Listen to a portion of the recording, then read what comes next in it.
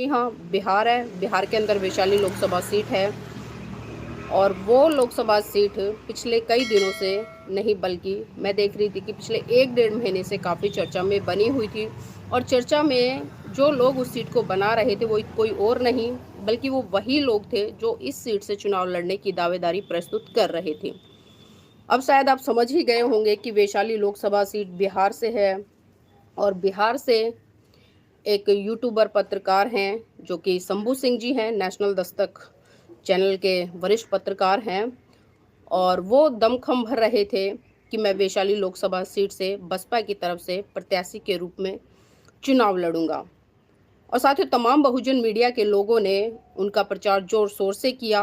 और इतना ही नहीं, यहाँ तक कि जब से ये चर्चा चली, यानी कि पिछले 1 डेढ़ महीने की मैं बात करूं या मैं 2 महीने कहूं तो इसमें कोई अतिशयोक्ति नहीं होगी, मैं सोशल मीडिया पर देख रही थी कि शंभू सिंह जी की तरफ से लगातार QR code, account number, Paytm दान के लिए लगातार जारी किए जा रहे थे कि मुझे वैशाली लोकसभा सीट से बसपा की तरफ से चुनाव लड़ना है, तो मुझे लोग ज़्यादा से ज़्यादा सहयोग करें। अब शंभू सिंह जी कोई छोटा चेहरा तो नहीं है, क्योंकि हम भी देख रहे हैं उन्हें, काफ़ी लंबे समय से पत्रकारिता कर रहे हैं। पहले मेन स्ट्रीम मीडिया थे, उसके बाद में नेशनल दस्तक नाम का जो चैनल है उसको उन्होंने चलाने का काम किया और काफ़ी अच्छे सब्सक्राइबर उन्होंने हासिल किए। और इतना ही नहीं, अगर मैं रेवेन्यू की बात करूं तो कम से कम 4-5 लाख रुपए रेवेन्यू हर महीने उनके चैनल को आता है। और उसके बावजूद जिस तरह से लगातार बीएसपी में जब वो शामिल हुए, उन्होंने अपनी फ़ोटो भी वायरल की और तमाम बहुजन मीडिया के लोगों ने उनके लिए जो दान की एक अपील है वो लोगों से लगाई और लगातार शंभू जी चर्चाओं में बने। अभी पिछले दिनों मैं भी नगीना लोकसभा गई थी चुनाव प्रचार के लिए और वहाँ मैंने कवरेज की आकाश आनंद जी की जो पहली चुनावी यात्रा है, जनसभा को लेकर, वो वहाँ से शुरू हुई। तो वहाँ पर मेरी मुलाकात शंभू सिंह जी से हुई और जब मैंने शंभू सिंह जी से सवाल करे, पूछा कि भाई आप चुनाव लड़ रहे, तो उन्होंने कहा हाँ मैं चुनाव लड़ रहा हूँ वैशाली सभा से। नीलम जी आप भी मेरे चुनाव प्रचार में आइए और जिस दिन मैं नॉमिनेशन फाइल करूँगा तो मैं आपको बता दूं वो नॉमिनेशन इतिहास का ऐतिहासिक नॉमिनेशन होगा। तो मैंने उनसे पूछा कि भाई ऐसा क्या रहेगा जो ऐतिहासिक रहेगा, तो उन्होंने उत्तर दिया कि मेरे नॉमिनेशन में कम से कम 5-6 लाख लोग शामिल होंगे। मतलब मुझे एक बार हंसी भी आई और मुझे आश्चर्य भी हुआ कि 5-6 लाख लोग किसी के नॉमिनेशन में, आज तक मैंने तो नहीं देखा। मैंने किसी भी देश के प्रधानमंत्री की बात अगर मैं करूं, उसके नॉमिनेशन में मैंने इतने लोग नहीं देखे जितना कि दावा शंभू सिंह जी कर रहे थे। चलिए ठीक है, अच्छी बात है, विश्वास था उनका कितने लोग आएंगे, लेकिन वो कहते हैं ना कि अतिशोक्ति, किसी भी चीज़ की अतिशोक्ति बढ़ा चढ़ाकर उसको बताना, ये शायद बहुत कम लोगों में कला आती है और इसी कला का इस्तेमाल शंभू सिंह जी कर रहे थे। लेकिन मैंने वहाँ पर उनका इंटरव्यू नहीं लिया और इंटरव्यू ना लेने का कारण मेरा एक ये भी रहा, क्योंकि मैं देखती हूँ कि कहीं ना कहीं जो बहुजन मीडिया है, बहुजन मीडिया में भी कई फाड़ आज बन चुके हैं। और अगर बहुजन मीडिया की मैं निष्पक्षता की बात करूं तो बहुजन मीडिया में भी निष्पक्षता बहुत कम रह गई है। मतलब जो पैसा देता है उसकी गाल बजाई करते हैं और जिससे आज जो बहुजन मीडिया में देख रही हूँ कि तमाम पत्रकार पत्रकारिता कर रहे हैं, लेकिन जो बड़े बड़े चैनल जो शुरू में खुल गए हैं वो आज जो नए पत्रकार हैं उनको बिल्कुल भी महत्व देते नजर नहीं आ रहे हैं। और मुझे याद आ गया अपना वो गोरखपुर का प्रकरण, जब गोरखपुर में एक भूमि को लेकर आंदोलन हो रहा था, डेरा डालो घेरा डालो, तो उसी आंदोलन में हम 8 लोग अरेस्ट हुए थे, जिसमें कि 4 लोग दिल्ली से बहुजन मीडिया के पत्रकार थे, एक एडवोकेट जय भीम प्रकाश जी थे। मतलब 5 लोग दिल्ली के, और कोई छोटा मोटा चेहरा नहीं, कोई जाना माना, ये नहीं कि मतलब छोटा मोटा चेहरा है जिन्हें लोग नहीं जानते। इन चारों पत्रकारों को लोग अच्छे से जानते थे, एडवोकेट जय भीम प्रकाश जी को अच्छे से जानते थे। लेकिन ये वही शंभू जी है जिन्होंने अपने चैनल पर एक खबर भी दिखाने का काम नहीं किया। और समाज के तमाम बुद्धिजीवी लोगों ने, जो अपने आप को कहते कि हम बहुजन नेता हैं, उन लोगों ने भी इन 4 पत्रकारों के खिलाफ कोई भी किसी भी तरह से मतलब इनके समर्थन में कोई आंदोलन नहीं किया, उनकी आवाज़ नहीं उठाई, अपने सोशल मीडिया प्लेटफॉर्म तक एक ये सूचना भी नहीं डाली कि बहुजन समाज के हमारे 4 पत्रकार योगी की तानाशाही के चलते 22 दिन गोरखपुर बिछुआ जेल की सलाखों के पीछे सड़े हैं। यानी कि उन्होंने मानसिक प्रताड़नाएं झेली हैं, और खासकर जिसमें कि मैं एक महिला थी और महिला पत्रकार होने के नाते आप समझ सकते हो, वो भी बहुजन मीडिया से। जब हम बहुजन आइडियोलॉजी को दिखाते, बहुजन आइडियोलॉजी पर बात करते, तो तमाम जो मनुवादी विचारधारा के लोग हैं, किस तरह से हमें टारगेट करते हैं, गाली गलौज करते हैं, माँ बहन कितनी गंदी गंदी गालियाँ देते हैं, उनको सहकर भी हम लोग कभी रुकते नहीं हैं। कई बार हमारे ऊपर हमले भी हुए हैं, लाठी चार्ज भी हुई है, चोटें भी आई हैं और कई बार आर्थिक रूप से बहुत ज़्यादा नुकसान भी हुआ है। तो तब ये जो बड़े चैनल है ये उनकी खबरें नहीं दिखाते हैं। तो कुछ मतलब थोड़ा-सा मेरा ये रहा था पर्सनल, इसलिए मैंने शंभू जी का वहाँ पर इंटरव्यू नहीं लिया। और आज मैंने जैसे ही अभी थोड़ी देर पहले, क्योंकि मैं साथियों आपको बता दूँ मैं अभी बंगाल में हूँ, पश्चिम बंगाल में, और यहाँ पर भी मैंने बसपा के समर्थन में मतलब कई प्रत्याशियों से वो की है, इंटरव्यू किया है उनका, और मैंने ग्राउंड रिपोर्टिंग भी किया यहाँ पर लोगों के जाकर। दयनीय स्थिति मैंने लोगों की देखी, कितनी दयनीय स्थिति है। चाहे ममता बनर्जी कितनी ही बड़ी बड़ी बातें करे, या उससे पहले जो कॉमरेड की सरकार थी वो कितनी ही बड़ी बातें करे, लेकिन आज जो वास्तव में हमारे बहुजन समाज के लोग हैं उनकी बहुत बुरी दयनीय स्थिति है। और इतनी दयनीय स्थिति है कि मैं उसका आकलन भी नहीं कर पा रही हूँ। यहाँ पर बहुत गर्मी है, और कल जब मैं फील्ड में थी, हमने कई लोगों से चर्चाएं की, और खासकर जो बहुजन समाज से आने वाले लोग हैं, साथ ही वो झुग्गी झोपड़ियों में आज अपना जीवन बसर कर रहे हैं। यहाँ पर जो स्कूलों की हालत है बहुत ही दयनीय है। और मेरा मदीनापुर लोकसभा सीट है, उस पर परसों जाना हुआ था, कल भी हम गए थे, परसों गए थे। तो वहाँ पर हम हरिजन बस्ती में गए, एक हरिजन बस्ती, मुझे बड़ा आश्चर्य हुआ। और मैं आपको इसलिए बता रही हूँ कि हम किस सदी में जी रहे हैं, और हम कैसे जो मेक इन इंडिया की बात करते हैं, डिजिटल इंडिया की बात करते हैं, हम उनके सुनहरे सपनों में खोकर हम ये मानने पर विवश हो जाते हैं कि आज पूरे भारत देश की स्थिति बहुत अच्छी है। लेकिन जब हम मदीनापुर लोकसभा क्षेत्र सीट है पश्चिम बंगाल से, बसपा के प्रत्याशी वहां से लड़े, तो जब हम वहां गए तो मैंने वहां लोगों से चर्चा की, तो जो हरिजन बस्ती है, साथियों मुझे जानकर और देखकर इतना दुख हुआ कि मेरे रोंगटे भी खड़े हो गए उन लोगों की हालत देखकर। वो लोग सफाई कर्मचारी का काम करते हैं, सफाई कर्मचारी का काम ऐसे नहीं बल्कि ठेकेदारी प्रथा के अंदर, और मात्र उनको 3,000 रुपये मासिक वेतन मिलता है। मतलब 3,000 रुपये में आप समझ सकते हैं कि क्या होता है।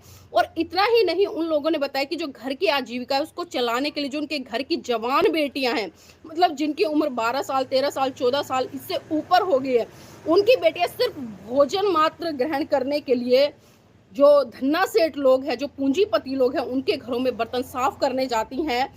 और बर्तन साफ करने जाती है, झाड़ू पोछा जो वहां पर करती हैं, और सिर्फ रोटी पाने के लिए, पेट भरने के लिए वो वहां पर उस कुत्ते की तरह रहने के लिए विवश हो जाती हैं। वो अपने घर भी नहीं लौटती हैं। जिस तरह से वहां पर एक कुत्ता मतलब उनके घर की कोठी की रखवाली करता है, जहां कुत्ता सोता है वहीं पर उसके आसपास में हमारे समाज की बहन बेटियां सोती हैं।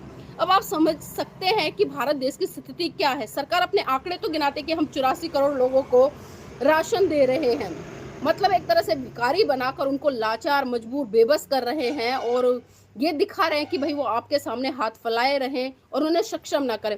और सब साथियों, जब मैंने उस हरिजन बस्ती में एक सर्वे किया तो मैं बता नहीं पा रही हूँ कि क्या हुआ। वहां पर एक स्कूल था, मात्र 3-4 कमरे उस स्कूल में, कोई भी नोटिस बोर्ड नहीं है, स्कूल का नाम क्या है क्या नहीं है, 2 अध्यापक आते हैं, और उस स्कूल में बहुजन समाज के बच्चों की संख्या सिर्फ 20 थी। मतलब 20 बच्चे स्कूल में पढ़ने आ रहे हैं और उनको भी तरफ कोई ध्यान नहीं है। 2 टीचर क्या पढ़ा रहे हैं क्या नहीं पढ़ा रहे हैं, सरकार का कोई ध्यान नहीं है।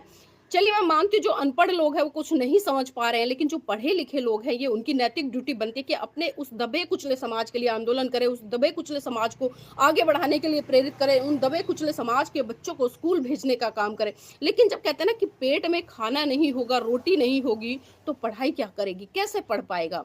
और वही स्थिति साथियों मैंने पश्चिम बंगाल में देखी कि यहाँ पर हमारे लोग जिन हालातों में जी रहे हैं, बड़ा दर्दनाक हालात है, बड़ी गंभीर स्थिति है। हमें मीडिया पे या अन्य टीवी के माध्यम से कुछ भी दिखाया जाता हो, लेकिन जब आप धरातल पर गुजरेंगे तो धरातल पर आपकी रूह कांप जाएगी। मैंने देखा बहुजन समाज की महिलाएं, साथियों उनके ऊपर जो ब्लाउज पहनते हैं ब्लाउज तक नहीं है, मतलब साड़ी को इस तरह से लपेट कर वो रहती हैं। तो ऐसे में आप आकलन कर सकते हैं कि हमारी बहन बेटियों की इज्जत कितनी सुरक्षित है। तप तपाती धूप है। अभी यहाँ पर जो फसल हो रही है, धान की कटाई चल रही है, मुझे भी थोड़ा आश्चर्य लगा, लेकिन टेम्परेचर जिस तरह से तो उसके अनुकूल फसलें होती हैं।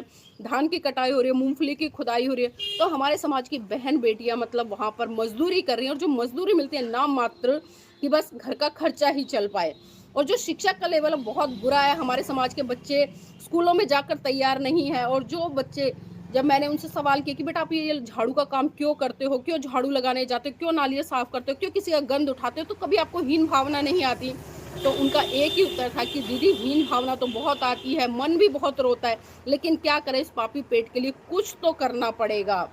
तो हमने जब बाबा साहब को लेकर भी चर्चा की तो बड़ा आश्चर्य हुआ कि उन्हें ये नहीं पता कि डॉक्टर भीमराव अंबेडकर कौन है। और कुछ महिलाएं तो ये कहती नजर आई कि हमने उन्हें देखा नहीं, कहाँ रहते हैं। तो सोचिए, जो पढ़ा लिखा समाज आज क्या कर रहा है, वो जो पढ़ा लिखा समाज है, जो आज लाखों लाखों रुपए की नौकरी ले रहा है, अपने घर भर रहा है, एसी गाड़ियों में चलता है, एसी के मकानों में रहता है, बड़ी बड़ी कोठियों में रहता है, उसकी क्या ड्यूटी है? सिर्फ आरक्षण लेकर मलाई खाना और मलाई खाकर अपने बच्चों को इस लायक बना देना कि वो बच्चे भी मौज करें। लेकिन जो समाज के बच्चे जिन हालातों में जूझ रहे, जिस गरीबी में जूझ रहे, उससे कोई भी उनका वास्ता नहीं है। तो साथियों, इसी तरह से मैंने जब देखा शंभू कुमार जी का जो प्रकरण अभी चल रहा है कि उन्होंने बहुजन समाज पार्टी छोड़कर और चंद्रशेखर जो कि भीम आर्मी के संस्थापक हैं और असपा पार्टी उन्होंने गठन करा, उसको ज्वाइन कर लिया है। सोशल मीडिया पर साफ साफ खबरें चल रही हैं, बहुत सारे लोग पोस्ट डाल रहे हैं, बहुत सारे लोग उल्टा सीधा लिख रहे हैं। तो मेरे मन में भी ख्याल आया कि मैं भी इस विषय को लेकर चर्चा करूं, क्योंकि आज हमारा समाज बड़ा भोला भाला है और समाज में जो लोग बड़ी ईमानदारी से, पूरी निष्ठा से, पूरे समर्पण के साथ में काम करते हैं ना, ये समाज के लोग उन्हें 10 रुपए भी नहीं देते हैं। गरीब परिवार के बच्चों की ये हेल्प भी नहीं करते कि कम से कम वो पढ़ाई कर ले, या बीमार हैं तो उन्हें दवाई गोली दिला दे।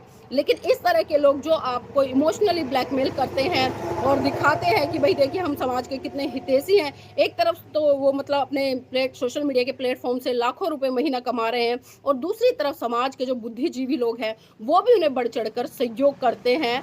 और सहयोग ही नहीं करते साथियों, जिस तरह से अभी मैं गारंटी से कह सकती हूँ कि जो बसपा पार्टी के चुनाव प्रचार के लिए उन्होंने जो डोनेशन इकट्ठा किया होगा, या लोगों ने जो डोनेशन दिया होगा, अब वो अपना पर्सनली यूज करेंगे उसे, और अब एकदम से पलटी मारकर असपा में चले जाना। अब मैं पूछना चाहती हूँ शंभू कुमार सिंह जी से कि बसपा में अब ऐसी कौन सी बुराई हो गई कि आप बसपा छोड़कर एक झटके में आप असपा पार्टी में चले गए? क्या अब बसपा पार्टी में आपको खराबी दिखने लगी? कल तक तो आप गाल बजाकर कह रहे थे कि बहन जी आयरन लेडी, बहन जी ये, बहन जी की नीतियां ये, और मैं बसपा पार्टी की तरफ से ये कर दूंगा, वो कर दूंगा, फलाना। मतलब पता नहीं कितनी किस किस तरह की बातें चल रही थी सोशल मीडिया पर। रोज लाइव आ रहे थे, रोज मतलब कोई ना कोई वीडियो खुद डाल रहे थे, अपने जो सहयोगी पत्रकार हैं उनसे डलवा रहे थे, लगातार डोनेशन की अपील कर रहे थे, क्यूआर कोड शेयर कर रहे थे, पेटीएम शेयर कर रहे थे, अकाउंट शेयर कर रहे थे, और कम्युनिटी पे तो लगातार उनकी पोस्ट एक के बाद एक आ रही थी, और बहुजन समाज के भी जो पत्रकार हैं लगातार उन्हें कवरेज दे रहे थे। तो मतलब पिछले 1-1.5 महीने से मैंने ये प्रकरण देखा, और आज जैसे ही खबर मिली तो साथियों मैं सोच नहीं पाई कि आखिर ये चल क्या रहा है। और एक बार मैं ये भी मान लूं कि पार्टी की तरफ से कोई अनदेखी हुई होगी या कुछ ऐसा हुआ होगा, तो आखिर असपा ज्वाइन करने की जरूरत क्या थी? क्या जरूरत थी असपा ज्वाइन करने की? या फिर आके स्पष्टीकरण करें, या सिर्फ खाली समाज को गुमराह करना, समाज से पैसा लूटना, समाज की भावनाओं के साथ खिलवाड़ करना है, या समाज के लोगों को गड्ढे में धकेलने का काम कर रहा है? अभी पिछले दिनों आपने जिस तरह से प्रकरण देखा होगा, बहुत सारे नेता ऐसे निकल कर आए जिन्होंने ईवीएम को लेकर आंदोलन किया, नौकरी बचाओ, नौकरी नहीं न्याय चाहिए, और संविधान बचाओ, मतलब इस तरह के तमाम आंदोलन हुए, सुप्रीम कोर्ट तक का घेराव हुआ, चुनाव आयोग का घेराव हुआ। लेकिन जैसे जैसे चुनाव नजदीक आए वैसे वैसे उन नेताओं के रंग दिखते नजर आए। जब हम 22 दिन तक जेल में थे, गोरखपुर जेल में, ये एक भी नेता बाहर निकल कर नहीं आए, एक भी नेताओं ने हमारे लिए आवाज नहीं उठाई, इस एक भी नेता ने ये नहीं कहा कि हमारे बहुजन समाज के 4 पत्रकार योगी की मानसिकता के तहत सलाखों के पीछे सड़ रहे हैं, और झूठे मुकदमे लगाकर हम पे 307 जैसे मुकदमे लगाकर जेल के अंदर डाल दिया गया, जबकि हमारा कोई दोष नहीं था। लेकिन ये पत्रकार भूल गए, ये नेता भूल गए कि आज हमारी बारी है तो कल को, मतलब आज इन लोगों की बारी है तो कल को हमारी भी हो सकती है। लेकिन ये लोग, मैंने कहा ना, इतने स्वार्थी हो गए हैं। जो ईवीएम के खिलाफ आंदोलन की बात करते थे कि हम ईवीएम का बहिष्कार करेंगे, वो लोग ईवीएम से चुनाव लड़ने के लिए दूसरी पार्टियों में चले गए। कुछ लोग मतलब निर्दलीय चुनाव का पर्चा भराए, कुछ लोग अभी जनता से राय ले रहे हैं कि क्या मुझे चुनाव लड़ना चाहिए, नहीं लड़ना चाहिए। तो आखिर ये चल क्या रहा है, मेरी तो समझ में कुछ नहीं आ रहा है। और आज जितने भी बहुजन मीडिया के पत्रकार हैं, मैं आपसे एक विशेष अपील करती हूँ, और खासकर इस बहुजन समाज के लोगों से भी अपील करती हूँ, साथियों आप जांच करना शुरू कर दीजिए, आप जांच करना शुरू कर दीजिए। क्योंकि बहुत बार हमारे समाज में बहुत सारे लोग ऐसे आते हैं जो बाबा साहब की बात करते, बड़ी बड़ी बातें कर लेते हैं, और बहुजन मिशन मूवमेंट की बात करके, सामान्य वर्ग काशीराम का नाम लेकर, बाबा साहब का नाम लेकर बड़ी बड़ी बातें करके समाज के लोगों को गुमराह करते हैं, उनकी भावनाएं लूटने का काम करते हैं। और जब ज़रूरत पड़ती है ऐसे लोगों की, तो ऐसे लोग मुंह छुपाकर कहीं ना कहीं दूसरी पार्टियों में तलवे चाटने के लिए चले जाते हैं।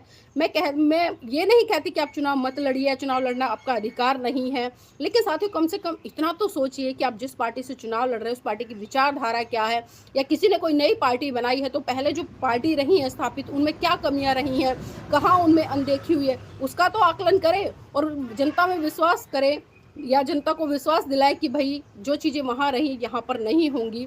लेकिन हम देख रहे हैं जिस तरह से, क्योंकि ये एक सिनेरियो चला हुआ है इस समय लोकसभा चुनाव पे, तो आपने देखा होगा कि मेन स्ट्रीम मीडिया, क्योंकि साहब काशीराम जी कहते थे कि जब आपके समाज से किसी कमज़ोर नेता को मेन स्ट्रीम मीडिया दिखाने लग जाए तो आप समझ सकते हैं कि बहुजन समाज का जो आंदोलन किस दिशा में जा रहा है, किस गलत में जा रहा है। और अभी वो प्रकरण इस समय चल रहा है, बहन जी की बड़ी बड़ी रैलियां चल रही हैं, आकाश आनंद की बड़ी बड़ी रैलियां हो रही है, लेकिन मेन स्ट्रीम मीडिया में कहीं टाइम लाइन में उन खबरों को नहीं दिखाया जा रहा है, उन पर चर्चा नहीं हो रही है, उन रैलियों को नहीं दिखाया जा रहा है, उस भीड़ को नहीं दिखाया जा रहा है। लेकिन वहीं एक ऐसा नेता जो अभी आता है, अभी पार्टी बनाता है, उसको लगातार मेन स्ट्रीम मीडिया चाहे इंटरव्यू के माध्यम से, उसकी कवरेज के मतलब हर तरह से उसको दिखा रही है।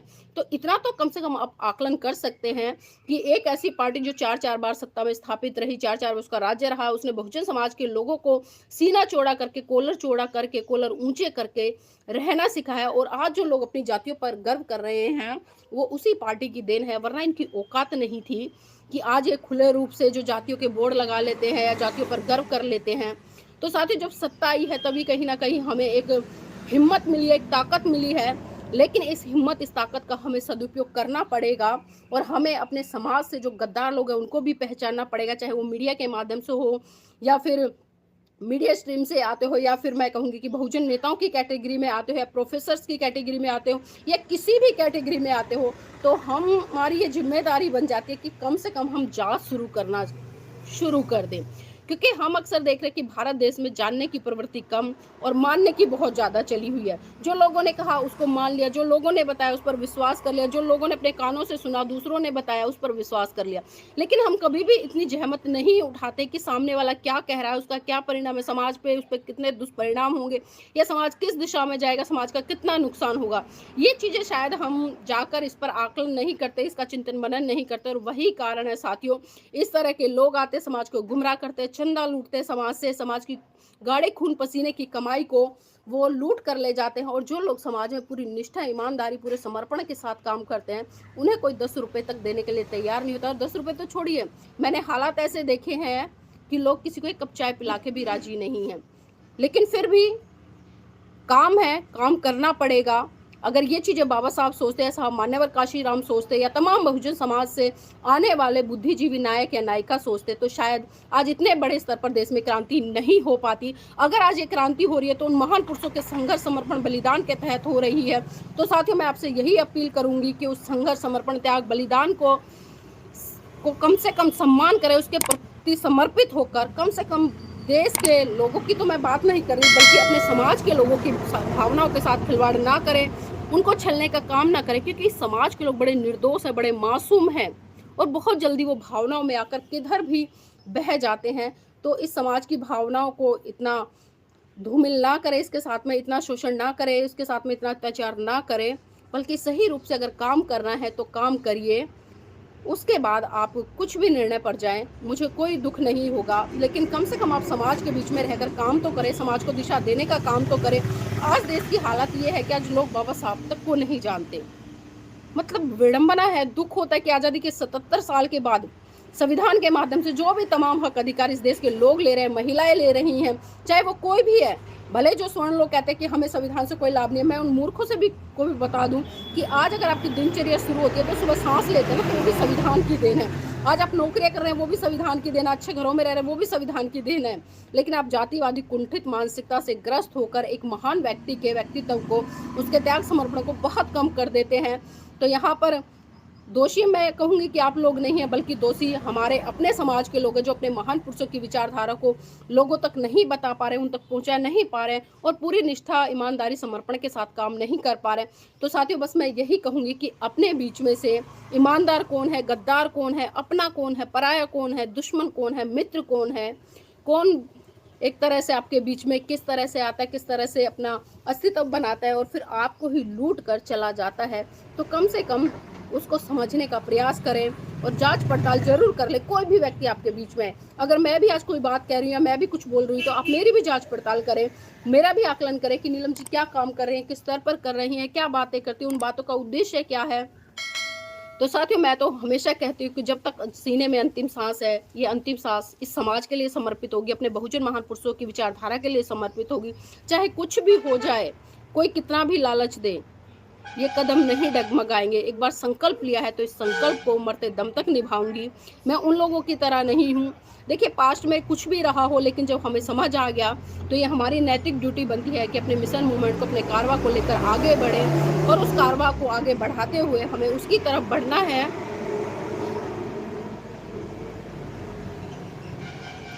बिल्कुल भाई जी, बिल्कुल सही कह रहे हैं, क्योंकि देखिए बहुत सारी चीज़ें मैंने कहा ना घट रही हैं समाज में, बहुत सारी चीज़ें हैं।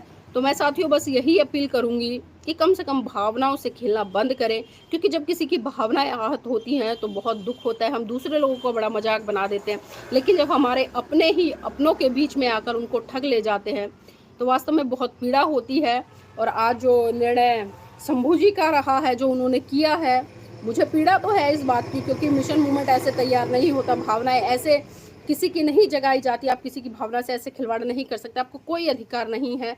अगर कुछ कहीं कमियां रही हैं, खामियां रही हैं, तो आप उसको आके बताइए ना कि एक ही झटके में ऐसा क्या हुआ, या सिर्फ खाली चंदा लेने के लिए आपने इतना बड़ा प्रपंच रचा था, या चंदा लेने के लिए आपने बीएसपी का पटका पहन लिया था और अब आपकी नीड पूरी हो गई तो आप इधर उधर जाने लगे। बहुत सारे लोग मुझे गालियां भी देंगे, मुझे पता है, और जब शंभू जी भी ये वीडियो देखेंगे तो वो भी शायद कुछ ना कुछ तो उनके मन में भी रहेगा। क्योंकि मुझे एक बार की बात याद आ रही है, 2019 में जब मैंने विधानसभा का चुनाव लड़ा था, तो उसके बाद में साहब मान्यवर काशीराम जी की जयंती थी। तो दिल्ली में जो प्रेरणा केंद्र है वहाँ पर शंभू जी मुझे मिले थे और उन्होंने टोंटिंग वे में मुझसे एक बात कही थी। मैं बताना नहीं चाह रही, लेकिन बता रही हूँ आपके बीच में।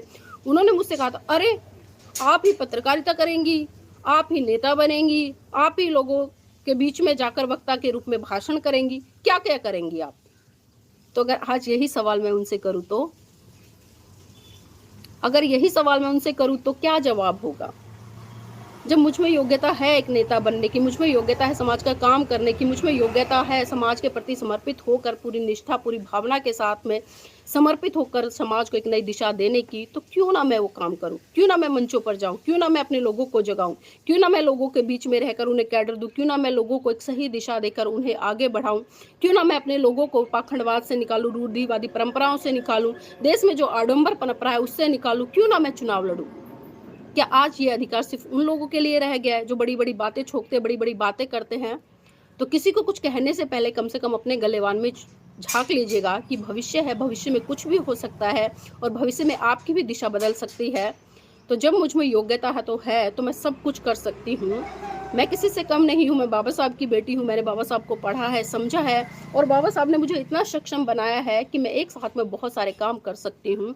तो मुझे करने चाहिए। और मैं तो आपसे भी ये अपील करूंगी, उम्मीद करूंगी कि जितना यथासंभव हो सके आप काम कीजिए, समाज के हित में कीजिए।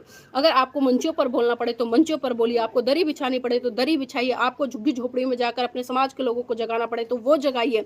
आपको अगर मौका मिले चुनाव लड़ने का तो आप चुनाव लड़िए। चुनाव लड़कर अगर जीत के जाते हैं तो संसद में अपने लोगों की आवाज़ बनिए, उनके हक अधिकारों को उठाइए। क्यों नहीं उठाएंगे, क्यों नहीं करेंगे, हम सब करेंगे। हम बाबा साहब के अनुयायी हैं।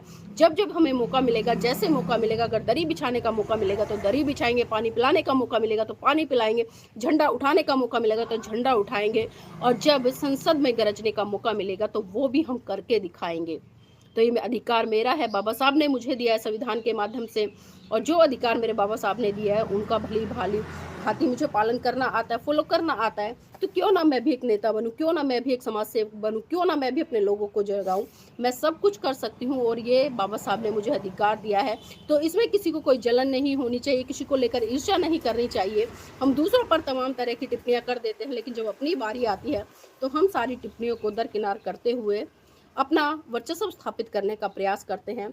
मैं मानती नहीं हूँ कि बुराई कोई है वर्चस्व स्थापित करने में, लेकिन उस वर्चस्व को कायम करना, उसको स्थापित करना और पूरी तरह से समर्पित होकर करना समाज के लिए, तभी ईमानदारी है।